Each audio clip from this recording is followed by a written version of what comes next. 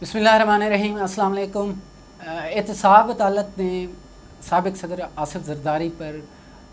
Reference जो park लेन का reference था उसमें फ़र्द जुर्म आयद करने का फ़ैसला किया है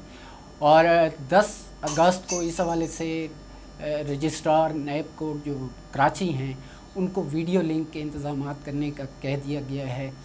एहतसाब अदालत के जज आज़म ख़ान ने अगरचे कि इससे पहले साबिक सदर आसिफ जरदारी की जानिब से मुख्तलिफ़ जो दरख्वास्तें थीं, मुतफ़रक़ दरख्वास्तें जमा कराई गई थी नैब रेफरेंस के ख़िलाफ़, ताहम एहतसाब अदालत के जज आज़म ख़ान ने उन्हें मुस्तरद करते हुए फ़र्द जुर्म आयद करने का फ़ैसला किया है और 10 अगस्त को ये फ़र्द जुर्म आयद की जाएगी, जिसके लिए दीगर जो मुल्ज़मान हैं उनके लिए भी वीडियो लिंक के ज़रिए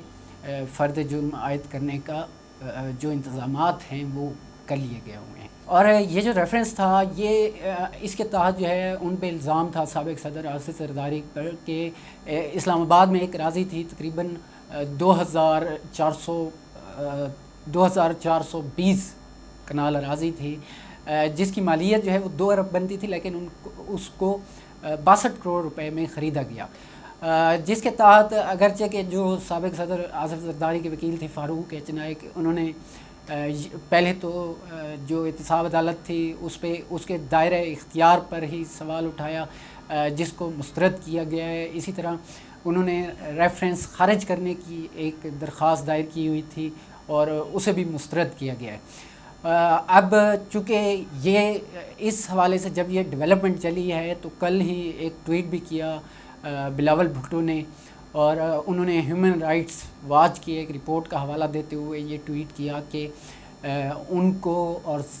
आसिफ जरदारी, ख्वाजा साद रफ़ीक और मीर शकील के हवाले से ह्यूमन राइट्स की वो जो रिपोर्ट थी उनके ख़िलाफ़ जो है नैब को बतौर हथियार इस्तेमाल करी है हुकूमत। अगरचे इससे कबल भी सुप्रीम कोर्ट ने अपने एक जजमेंट में कहा है कि हिज़्ब इख्तिलाफ़ को और अपोजिशन का बाजू मरोड़ने के लिए हुकूमत जो है वो नैब को इस्तेमाल कर रही है, लेकिन दूसरी जानिब सुप्रीम कोर्ट का ही ये ऑर्डर था कि एहतसाब के जो केसेस हैं इनको स्पीड अप करने के लिए और एहतसाब का जो अमल है इसको जल्दी और फौरी जो है निपटाने के लिए एहतसाब अदालतों में इजाफ़ा किया जाए और 120 के लगभग एहतसाब अदालतों के क़याम की हुकूमत को जो है वो ऑर्डर दिया गया था, लेकिन हुकूमत ने उस हवाले से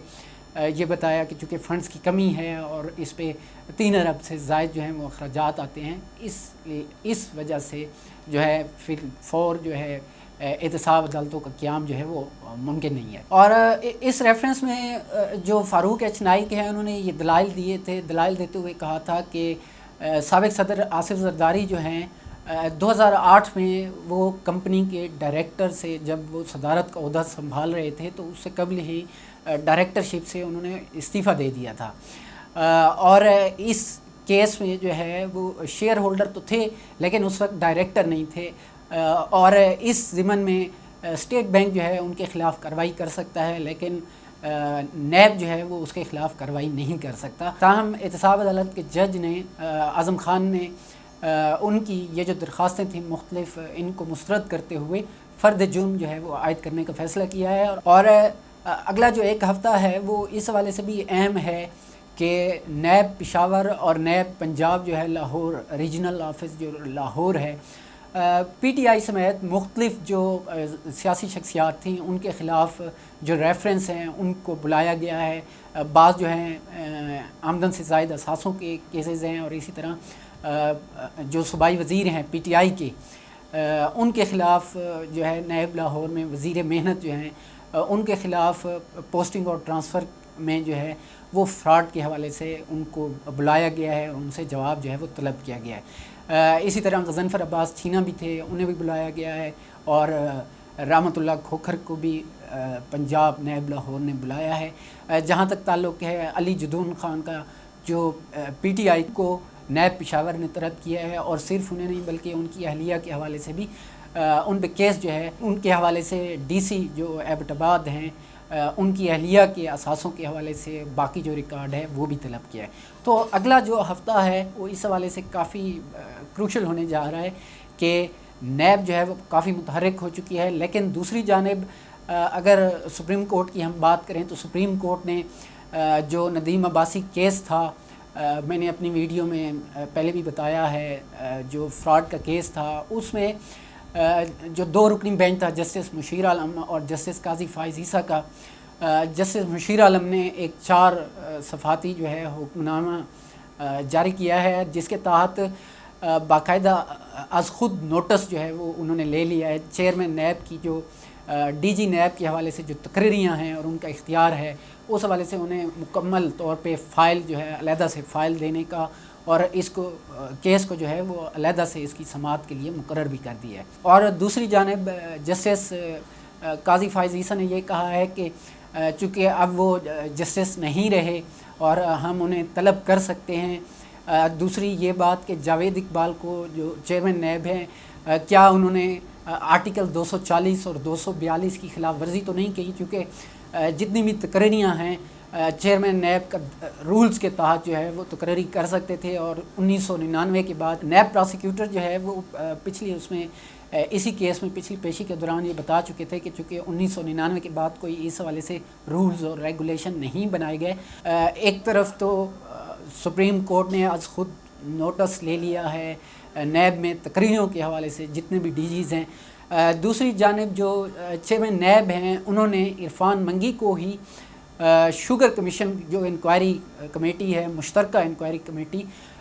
اس کو سربراہ بنایا ہے، اور یہ جو ہے مشترکہ تحقیقاتی کمیٹی اب شوگر کمیشن کی جو انکوائری ہیں اور مختلف اداروں کے ساتھ مل کے یہ اس کیس کو جو ہے وہ آگے بڑھائیں گے۔ تو ایک جانب جو ہے وہ سپریم کورٹ نے آج خود نوٹس لے لیا ہوا ہے، اور اسی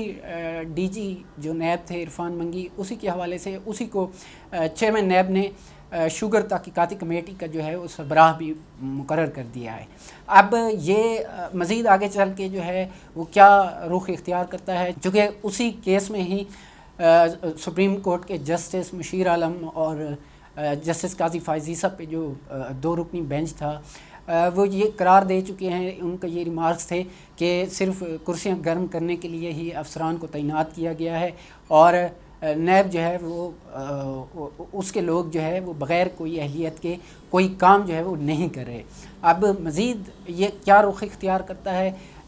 یہ بھی اس حوالے سے بھی آپ کو آگاہ کرتے رہیں گے۔ آج تک کے لیے اتنا ہی۔ نصرت کرناپور کو اجازت دیجیے۔ اللہ حافظ۔